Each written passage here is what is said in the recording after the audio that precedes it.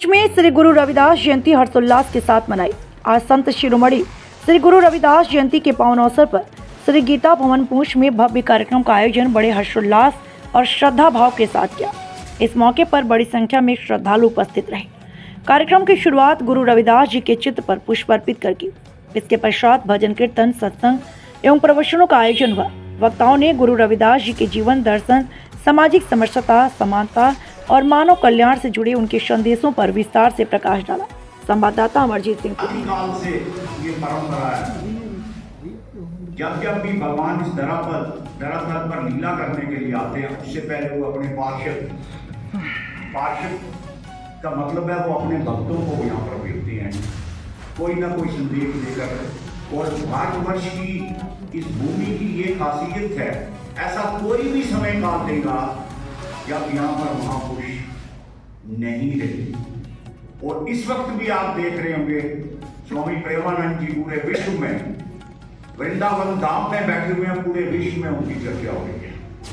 कहीं नहीं जा रहे हैं, कोई किसी को कुछ नहीं कह रहे हैं, और वो किसी नाम जप की महिमा के बारे में वो पूरे विश्व में जो प्रचार कर रहे हैं। आप देखें उनके चेहरे की तरफ आप नहीं देख सकते हैं, वो जो किस कन्विक्शन के साथ, किस विश्वास से कहते हैं कि राधा नाम का जप करो। तो मेरा कहने का भाव है, गुरु रविदास जी जब इस धरातल पर आए, उस समय की विचित्र परिस्थितियां थी यहाँ पर। उस वक्त लोगों को इस तरह बांटा गया था, जो लोग भी अपने आप को ज्ञानी कहते थे, वो दूसरे किसी व्यक्ति को भी ऊपर नहीं आने देते थे, क्योंकि भारतवर्ष में उसी मनुष्य की पूजा होगी जिसको आत्म तत्व का ज्ञान होगा, अनुभूति होगी।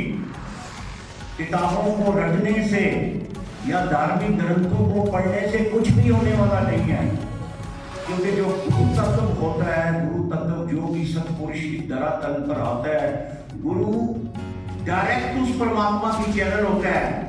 दूसरे शब्दों में कहें कि गुरु के माध्यम से परमात्मा बोलता है, साक्षात बोलता है, इसमें कोई शंका नहीं होनी चाहिए। गुरु में और आम मनुष्य में हम में क्या अंतर है? यही अंतर है। हम में परमात्मा सोया हुआ है, गुरु में परमात्मा जागृत है। गुरु क्या करते हैं? सोए हुए परमात्मा का, जो अपने भविष्य में सोया हुआ परमात्मा है, उसको जागृत करते हैं। क्योंकि सनातन धर्म में जो भगवान गीता में कहते हैं, ममेव अंशे जीव लोके जीवनुक्ता सनातना मना शेषानी निद्रानी प्रकृति सन्निधि। भाई जो जीवात्मा है वो मैं ही हूँ, मेरा ही सनातन अंश है, वो कोई दूसरी चीज नहीं है, वही हूँ मैं। और गुरुजन आकर उसी सनातन अंश को जागृत करते हैं और आपको भी मनुष्य तत्व से लेकर देव तत्व की तरफ ले जाते हैं।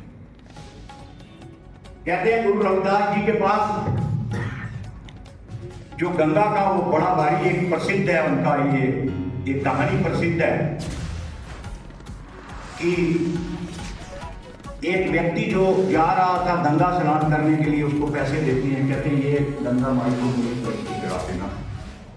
जैसे वो हरिद्वार में गंगा, वहां पर गंगा माई के वहां जाते हैं, तो उसको याद आता है गुरु रविदास जी ने को पैसा दिया था, वो चढ़ाने लगे, उन्होंने चढ़ाया तो गंगा माता ने उनको एक सोने का कंगन दिया।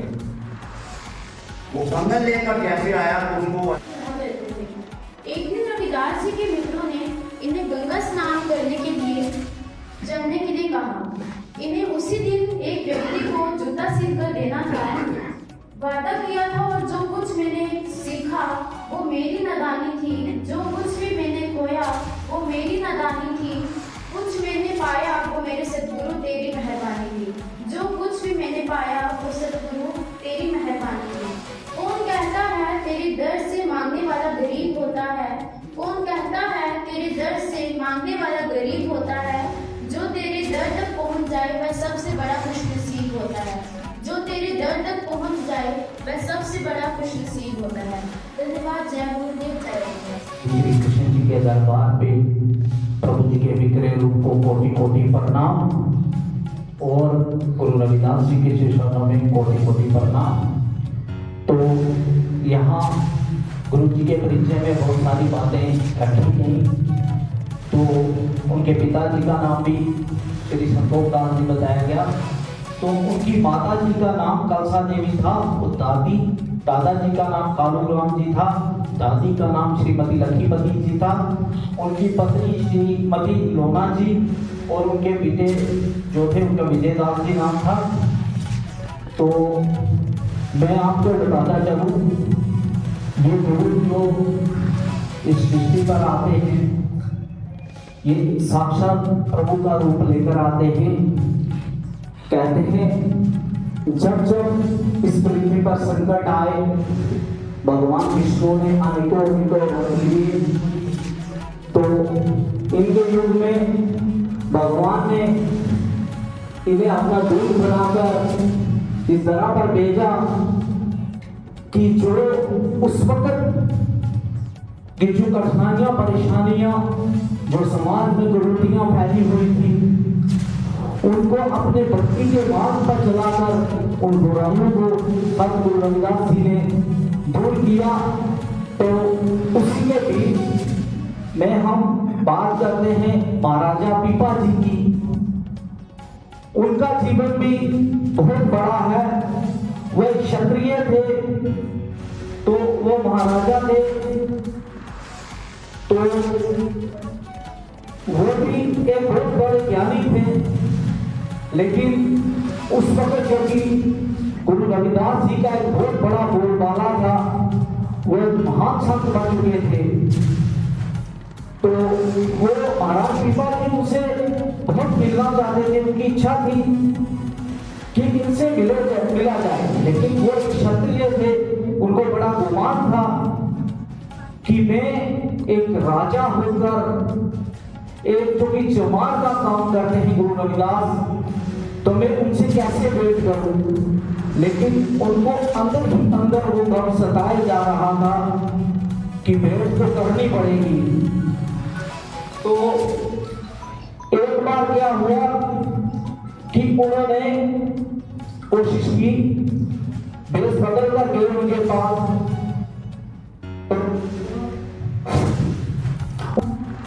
तो उन्होंने कहा कि बहुत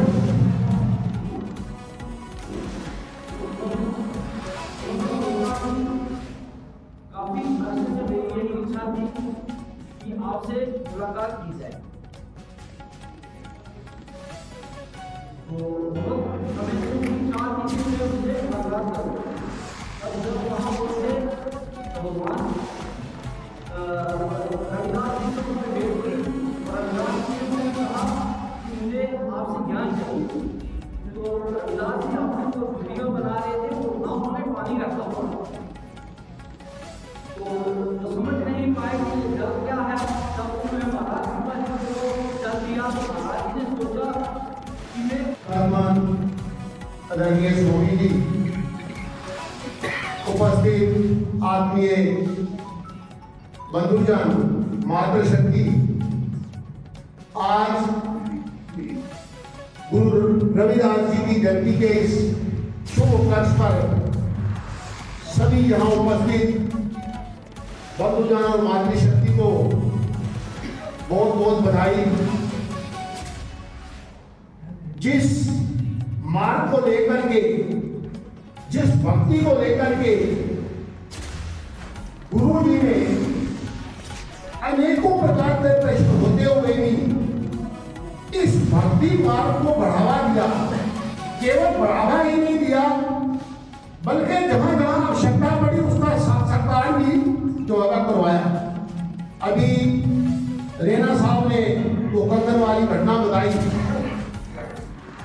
तो उन्होंने ये स्पष्ट किया कि अगर आपके इरादे अच्छे हैं, अगर आपकी भक्ति जो है वो अटूट है, अगर आपकी श्रद्धा अटूट है, तो आप कहीं भी बैठे हुए भगवान का सिमरन कर सकते हैं और भगवान को प्राप्त कर सकते हैं। और कल युग के अंदर जो सत्संग की महिमा जो है उन्होंने बताई कि सत्संग में जिस प्रकार से हम यहाँ बैठे हैं, हमने अनेक वक्ताओं के बड़े सुंदर विचार सुने, बहुत सी नई नई जानकारियां जो है वो प्राप्त हुई है। हमें गर्व है कि हम भारत देश में, इस भारत भूमि पर हम सबने जन्म लिया है, क्योंकि ये ऋषियों मुनियों की महान संतों की ऐसी धरती है जिसमें हर बात का जो है वो संस्कार होता है, हर बात का आपको जो है वो मार्ग मिल सकता है। और उससे भी बड़ी गर्व की बात है कि हम लोगों ने सनातन के अंदर जन्म लिया, जो सनातन जो है वो सबको जोड़ने का प्रयास करता है, जिसका केवल एक ही उद्देश्य है, जियो और जीने दो। हम जब भी अपने मंदिरों के अंदर धार्मिक अनुष्ठान होते हैं, उनके अंदर जब भी हम अरदास करते हैं तो हम क्या कहते हैं, विश्व का कल्याण हो। इस दुनिया का कल्याण चाहने वाला जो धर्म है वो सनातन धर्म है। मैं आज के उपलक्ष्य पर वार्ड नंबर 4 को श्री कृष्णचंद्र पार्क के पास जो हमारी बस्ती है, वहां पर हमारे बहुत सारे युवाओं ने, वहां मेरे भाइयों ने दिन भर एक भंडारे का आयोजन किया। मैं उनका भी बड़ा धन्यवाद करता हूं। और विशेषकर मैंने पहले ही कहा कि हम सभी बड़े सौभाग्यशाली हैं। हम अगर थोड़ा सा चिंतन करें तो क्या हमारे शहर नगर के अंदर सिर्फ यही लोग रहते हैं, लेकिन ये सत्संग और प्रभु की भक्ति जो है वो उन्हीं को प्राप्त होती है जिनका, जिस प्रकार से उन्होंने कहा कि मन चंगा कटौती में गंगा।